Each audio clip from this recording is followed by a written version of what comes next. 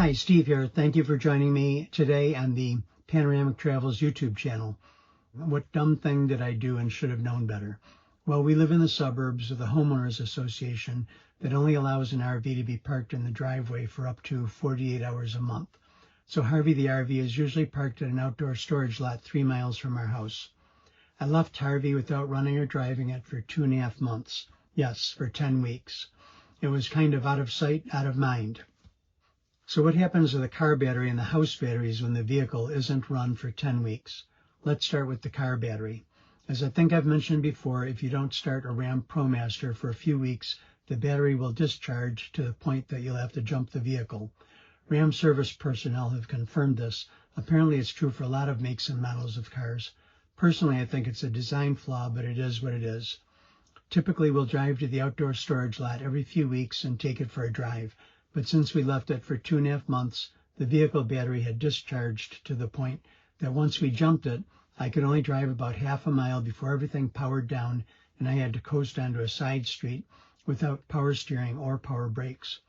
So I called Chrysler Roadside Assistance and we had it towed to our favorite Ram service station, Zott M59 Service Center.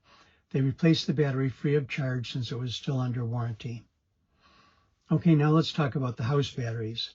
Our 2022 US chassis Panoramic RV has 4 110 amp hour lithium batteries. They were discharged because I failed to flip the battery disconnect switch to the off position. That's 100% on me. I won't make that mistake again. I drove the RV from the service station to my house and plugged it into the 110 volt house outlet to charge the Panoramic lithium batteries. I had to keep it plugged in for 3 days. I'm sure it would have gone a lot faster if I could have plugged into a 220 volt 30 amp circuit. So what have I learned from this experience?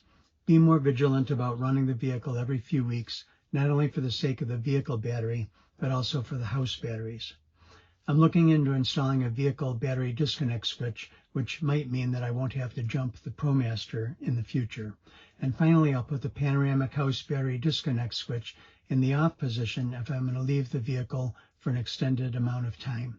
Panoramic tech support tells me that if the house battery disconnect switch is left in the on position, the batteries will discharge in about a month. If you put the battery disconnect switch in the off position, then the batteries should be okay for 4, 5, or up to 6 months. So please learn from my mistake. Thanks for watching, and I'll have more videos up soon.